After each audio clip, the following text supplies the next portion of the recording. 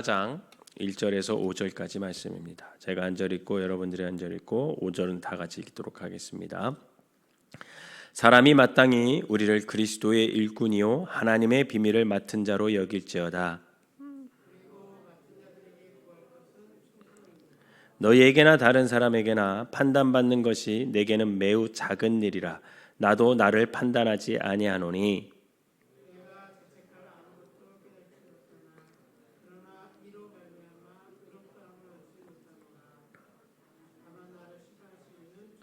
같이 읽겠습니다.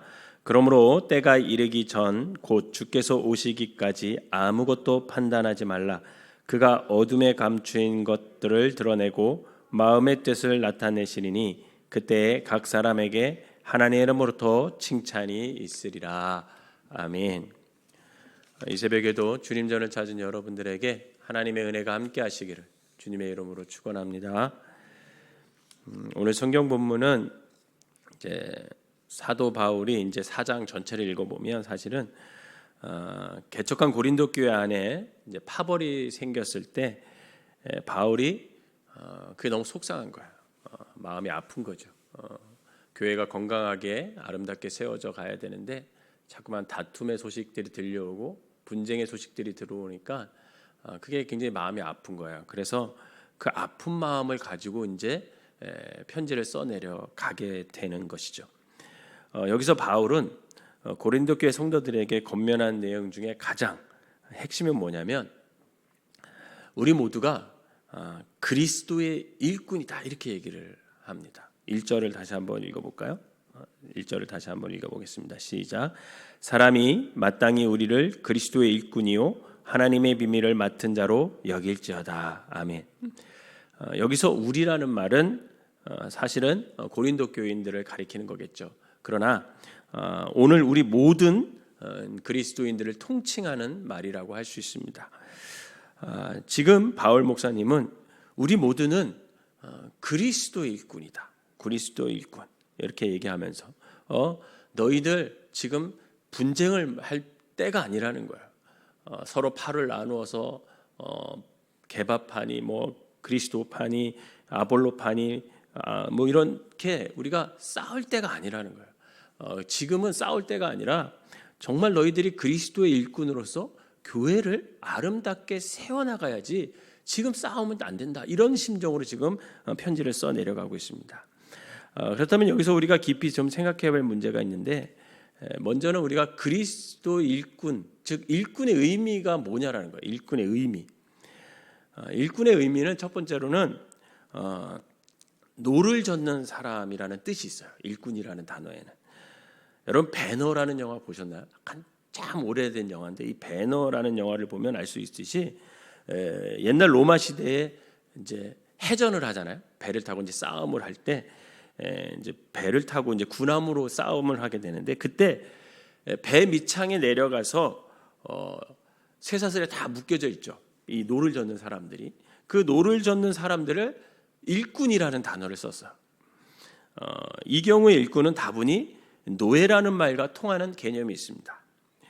예수 그리스도를 선장으로 교회가 모시고 마귀와 전쟁을 하고 하나님 나라를 선포하고 예수 그리스도를 전함에 있어서 우리 성도들은 모두 노를 젓는 일꾼이 돼야 된다라는 거예요.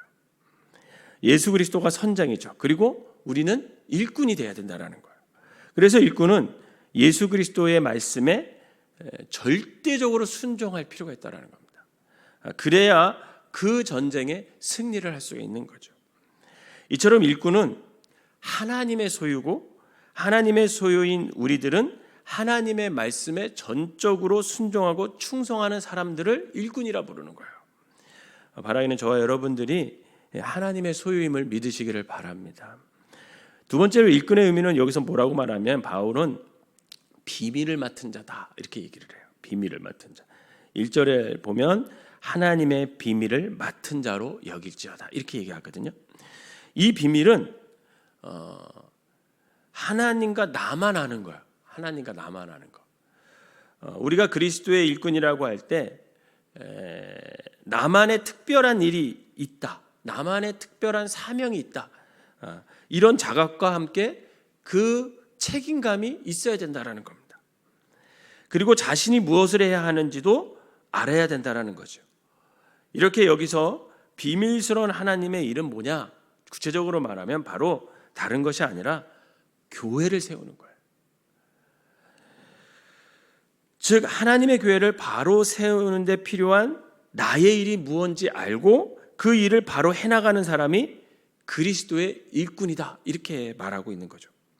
분명 하나님은 우리 각자에게 교회를 세우는 하나님의 신령한 일을 맡겨주셨다는 것을 여러분 믿으시기를 바랍니다.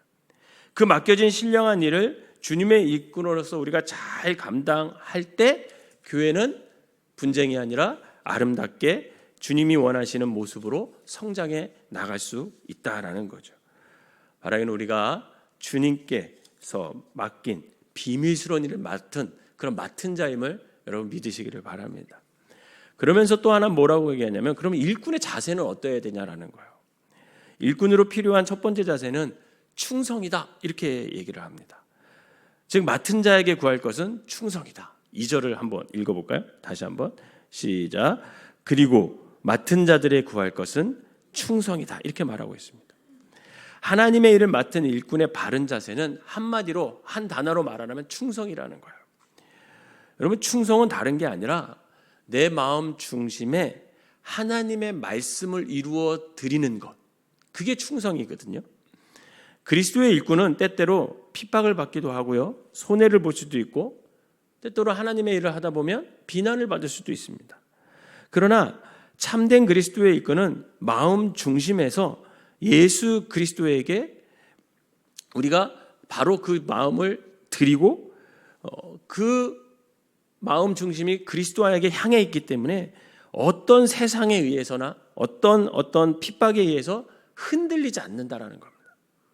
마치 배가 닷을 깊은 바닷속에 내리고 있으면 움직이지 않고 안전하게 이렇게 있을 수 있듯이 우리의 영혼, 우리의 마음 중심을 예수 그리스도에게 향하고 있으면 우리는 어떤 환난이 와도, 어떤 핍박 속에서도, 어떤 세상 일 가운데서도 우리의 중심은 흔들리지 않고 주님께 향할 수 있다는 겁니다. 이처럼 우리가 주님 앞에 충성을 다할 때 우리는 주님의 일꾼이다, 이렇게 얘기하는 거죠. 바라기는 내 마음 중심에 하나님의 말씀을 이루어 들 수 있는 충성된 일꾼들이 되시기를 주님의 이름으로 부탁을 드립니다. 그러면서 일꾼의 자세 두 번째는 뭐냐면 남을 판단하지 말라라는 거예요. 남을 판단하는 것은 사실은 굉장히 하찮은 일입니다. 오직 판단은 주님만이 할 수 있는 거죠. 지금 우리 고린도 교인들은 뭐라고 얘기하고 있냐면 바울을 판단하고 아볼로를 판단하고 게바를 판단하고 서로 이렇다 저렇다, 이것이 좋다, 그분은 이랬다, 이렇게 하면서 다투고 분쟁을 하고 있습니다. 분명한 것은 판단하는 것으로는 절대로 의롭다함을 얻을 수가 없는 것. 남을 판단하는 순간 결국 교회는 분쟁이 일어나게 되고 당파를 나누어 서로 싸우게 된다는 거예요. 우리가 의롭다함을 받을 수 있는 것은 오직 믿음으로 교회를 세울 때 우리는 의롭다, 이렇게 인정함을 받을 수가 있는 것이죠. 그러기에 우리는 남을 판단하기 전에 하나님이 나를 어떻게 판단하는지를 두려워하고 스스로 경계해야 합니다. 그것이 바로 일꾼의 자세이죠. 판단은 주께 맡기고 우리는 맡은 일에 충성을 다할 때 그 사람을 주님의 일꾼이다, 이렇게 얘기하는 거예요. 그러면서 마지막에 일꾼에게 주시는 하나님의 보상이 있다, 이렇게 얘기를 합니다. 여러분 5절 다시 한번 읽어볼까요? 여러분 5절 시작. 그러므로 때가 이르기 전 곧 주께서 오시기까지 아무것도 판단하지 말라. 그가 어둠에 감추인 것을 드러내고 마음의 뜻을 나타내시리니 그때에 각 사람에게 하나님으로부터 칭찬이 있으리라, 이렇게 얘기합니다. 즉 그리스도의 일꾼들에게는 하나님께로부터 칭찬이 있게 될 것이다, 이렇게 얘기를 해요. 근데 그때가 언제냐? 바로 비밀이 감추어졌던 모든 것이 밝히 드러날 때 하나님 앞에 서면 비로소 칭찬받을 사람인지 아니면 책망받을 사람인지 알게 된다라는 거예요. 그래서 우리가 중간 정사를 할 필요가 없는 거죠. 끝까지 가봐야. 여러분 신앙생활 이렇게 하다 보면 저 사람 되게 믿음이 좋은 것 같아. 우리의 눈에 보이기엔 그럴 수 있고 어떤 사람은 이렇게 믿음이 형편없어. 이렇게 생각할 수도 있잖아요. 근데 그거는 우리의 기준이지 결국은 주님 앞에 갔을 때 아는 거죠. 주님 앞에 갔을 때 이 사람이 주님 앞에 칭찬받을 사람인지 책망받을 사람인지 그때 아는 거예요. 결국은 끝까지 신앙생활하는 그 모습이 중요한 거죠. 많은 사람들은 현실에서 받는 칭찬과 보상에 굉장히 더 매력을 느끼래요. 그러나 그리스도의 일꾼은 그렇지 않습니다. 현실적인 보상보다는 종말적인 보상에 관심을 가진 사람이 바로 그리스도의 일꾼들이에요. 주님은 지금 일꾼을 찾고 계십니다. 그리스도의 몸된 교회를 잘 세워나가는 데 필요한 충성스러운 일꾼을 주님께서는 날마다 찾으시는 거예요. 왜? 주님은 혼자 일하시지 않거든요.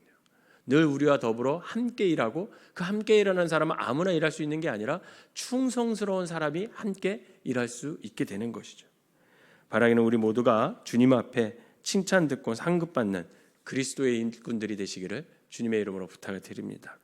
사랑하는 성도 여러분, 오늘 주님은 일꾼을 찾고 계셔요. 교회를 분열시키고 싸우고 그런 악한 종이 아니라 교회를 세우고 예수 그리스도를 전하는 착하고 충성된 종들을 찾고 계십니다. 저와 여러분들이 착하고 충성된 일꾼들이 되어서 교회를 세우고 주님을 전하는 데 부족함이 없는 그런 성도들이 되시기를 주님의 이름으로 축원합니다. 기도하겠습니다. 사랑과 은혜가 충만하신 하나님 아버지 감사합니다. 우리를 그리스도의 일꾼이요 하나님의 비밀을 맡은 자로 불러주시니 감사를 드립니다. 하나님께서 우리를 하나님의 일꾼으로 불러주셨사오니 주님, 우리가 날마다 충성스럽게 주님 앞에 설 수 있는 믿음의 사람들이 될 수 있도록 인도하여 주시옵소서. 그리하여 주님 앞에 섰을 때 착하고 충성된 종이라고 칭찬받을 수 있도록 날마다 흔들림 없이 우리의 마음을 주님께 향하고 그 중심으로 하나님의 말씀을 이루어낼 수 있는 믿음의 사람들이 되게 하여 주셔서 온전히 교회를 아름답게 세울 수 있는 하나님의 일꾼들로서 충성된 자로서 설 수 있는 믿음의 사람들이 되게 하여 주시옵소서.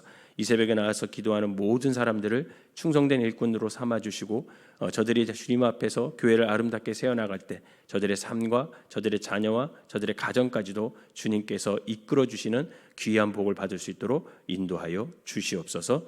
예수님의 이름으로 기도하옵나이다. 아멘.